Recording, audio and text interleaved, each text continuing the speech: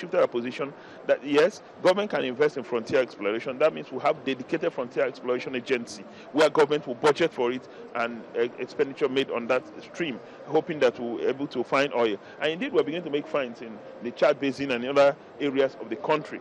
So there's been shifts here and there. There's been compromises here and there with hope that we'll all pass a common petroleum industry bill. I don't think that is on the table right now is to pass it in piecemeals. I think we're moving ahead to pass the comprehensive petroleum industry bill, and I'm optimistic it will be passed. What can you tell us in terms of what perhaps the House of Representatives is looking at laws, enabling cleaner energy, exploration of cleaner energy, investment in cleaner energy?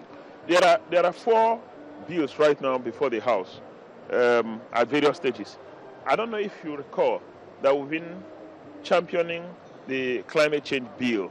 Now, in terms of climate change bill, we don't have right now a legislation that regulates what we do in climate change. A man called Ezekiel Bani has championed that bill for some time now. It's still not been passed, but it's on. Aside from the issue of climate change, in terms of other sources of energy, wind energy, somebody came up with a bill. We're looking at that too in context of best practices. It's not enough. Our case is not an isolated case. We're not going to look at what's going on in Nigeria alone. We must look at it within the context of West Africa, context of a larger global community. That is being done. And there are several other bills right now before the House, looking at other sources of energy. We've not explored wind enough. We've not explored solar enough. And even what we have in terms of electricity generation, in terms of hydropower. Now, you of course recall that not too long ago we passed the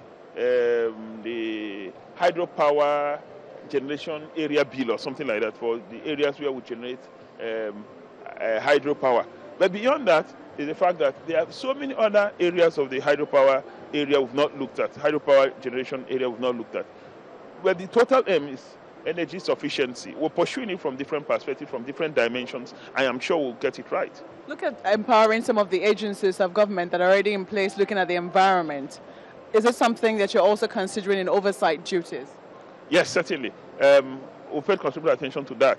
But beyond the issue of oversight functions is the fact that all of us admit that we have got too many agencies of government and funding has become lean. And the challenge actually is funding, not the fact that we don't have agencies. We've got agencies, we've got laws, we've got regulations, we've got policies.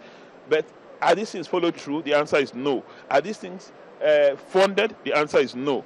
And so for me, the challenge is, whereas we've got policies, let's streamline these agencies and streamline funding so that we can get fewer agencies doing the same job. Sometimes we have 3, 4, 5 agencies doing the same job, but they're not funded. They're all funded things, so nobody can actually do anything.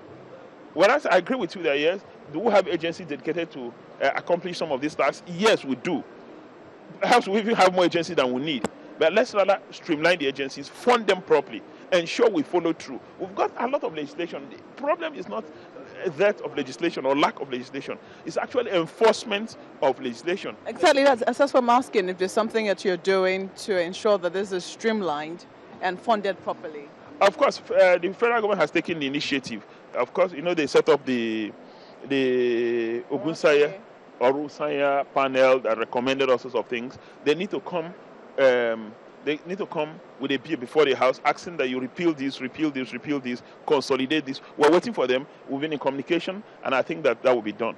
Thank you so much, Honourable, for speaking with us. Thank you very much. I've been speaking with Honourable Dakoko Peterside of the House of Representatives, and it seems it's been an interesting session here today. A lot of perspectives on energy, environment, and investment in River State. We understand that tomorrow the focus will be more on the investment side of things. We've also heard in terms of what's been going on, different narratives, so to speak, positive and a negative. Yes, indeed. And as a matter of fact, I think they just clearly have highlighted here today that there are a lot of issues that are outstanding. Some of those matters that happen to be in the exclusive list, would they leave them there or would they bring them to the concurrent list?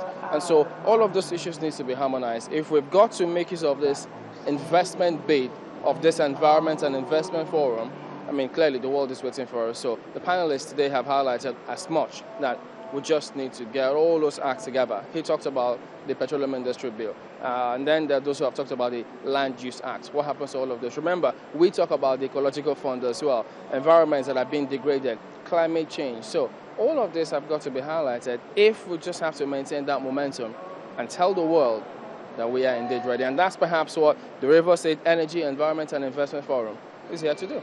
Well, Chamberlain, it is very comforting to know that we're not the first country trying to make steps in this area, and there are other governments as well that have done it and are still doing it, and there's definitely a lot that we can learn from them. Some of the leaders were here today.